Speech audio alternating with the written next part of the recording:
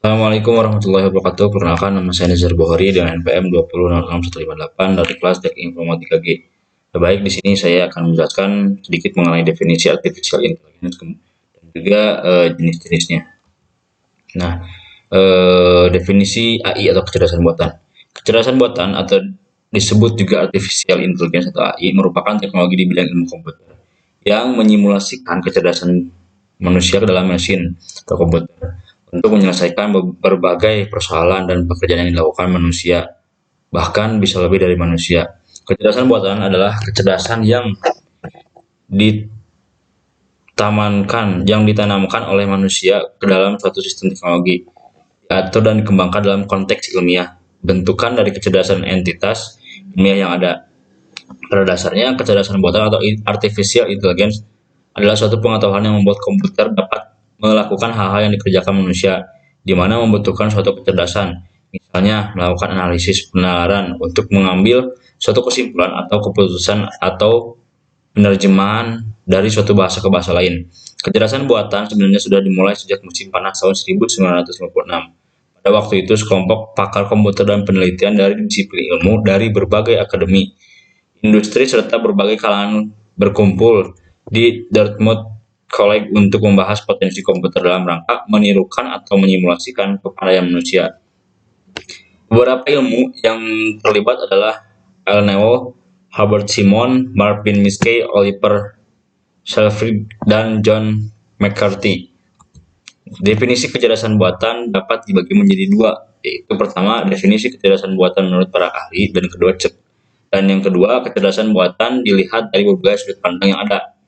Berikut merupakan definisi kecerdasan buatan menurut para ahli. Nah, yang pertama, John McCarthy 1956. Kecerdasan buatan adalah usaha memodelkan proses berpikir manusia dan mendesain mesin agar dapat menirukan perilaku manusia. Kemudian yang kedua, Skolkoff 1990. Kecerdasan buatan adalah bidang studi yang berusaha menerangkan dan menirukan perilaku kecerdasan dalam bentuk proses komputasi. Nah, kemudian yang ketiga ada Rich dan Knight 1991. Kecerdasan buatan adalah studi tentang cara membuat komputer melakukan sesuatu yang sampai saat ini orang dapat melakukannya lebih baik. Nah, kemudian yang keempat, Dr. dan Stubblefield 1993. Kecerdasan buatan adalah cabang ilmu komputer yang berhubungan dengan otomatisasi perilaku yang cerdas. Kemudian yang kelima adalah Hug dan Ken 1996. Kecerdasan buatan adalah bidang studi yang berhubungan dengan penangkapan, pemodelan, dan penyimpanan kecerdasan manusia dalam sebuah sistem teknologi sehingga sistem tersebut dapat memfasilitasi proses pengambilan keputusan yang biasanya dilakukan oleh manusia. Kemudian yang keenam, Kristianto 2004. Kecerdasan buatan merupakan bagian dari ilmu pengetahuan komputer yang khusus ditunjukkan dalam perancangan otomatisasi tingkah laku cerdas dalam sistem kecerdasan komputer. Kemudian yang ketujuh, Simon 1987. Kecerdasan buatan adalah kawasan penelitian, aplikasi, dan instruksi yang terkait dengan pemrograman komputer untuk melakukan hal yang dalam pandangan manusia adalah cerdas. Kemudian yang kedelapan, Gaskin pada saat 2008. Kecerdasan buatan adalah kecerdasan yang ditunjukkan oleh suatu entitas buatan. Kecerdasan diciptakan dan dimasukkan ke dalam suatu mesin agar dapat melakukan pekerjaan seperti yang dapat dilakukan manusia. Kemudian yang ke-9, Kusuma Dewi pada tahun 2003. Kecerdasan buatan merupakan studi bagaimana membuat agar komputer dapat melakukan suatu sebaik yang dilakukan manusia. Kemudian yang ke-10, Herbert Simon 1987. Kecerdasan buatan adalah tempat suatu penelitian, aplikasi, dan instruksi yang terkait dengan pemrograman komputer dalam melakukan suatu hal yang menurut pandangan manusia cerdas. Nah, sedangkan untuk definisi kecerdasan buatan berdasarkan berbagai sudut pandang adalah sebagai berikut. Yang pertama, sudut pandang kecerdasan. Kecerdasan buatan adalah bagaimana membuat mesin yang cerdas dan dapat melakukan hal-hal yang sebelumnya dapat dilakukan oleh manusia. Kemudian yang kedua, sudut pandang penelitian, studi bagaimana membuat agar komputer dapat melakukan sesuatu sebaik yang dilakukan oleh manusia. Kemudian yang ketiga, sudut pandang bisnis, kumpulan peralatan yang sangat powerful dan metodologis dalam menyelesaikan masalah-masalah bisnis. Kemudian yang keempat, sudut pandang pemrograman, kecerdasan buatan termasuk Di dalamnya adalah studi tentang pemrograman simbolik, pemecahan masalah, dan proses pencarian. Nah, kita masuk ke dalam jenis-jenis artificial intelligence. Pada dasarnya, jenis dari kecerdasan buatan atau artificial intelligence yaitu sebagai berikut. Nah, yang pertama, simbol manipulating AI. AI ini bekerja dengan simbol abstrak. Simbol manipulating AI termasuk jenis yang paling banyak eksperimennya. Inti eksperimennya adalah manusia dikonstruksi pada tingkat yang hierarkis dan logis. Informasinya diproses dari atas, lalu bekerjanya dengan simbol yang dapat dibaca manusia atau pengembang. Koneksinya abstrak dan hasil simpelnya logis. Kemudian yang kedua, neural AI. Dengan neural AI, pengetahuan tidak dipresentasikan lewat simbol, tetapi lebih ke neuron, buatan dan koneksinya semacam otak yang dikonstruksi. Pengetahuan yang terkumpul nantinya dipecahkan menjadi bagian-bagian kecil, disebut neuron, dan kemudian dihubungkan serta dibangun menjadi kelompok.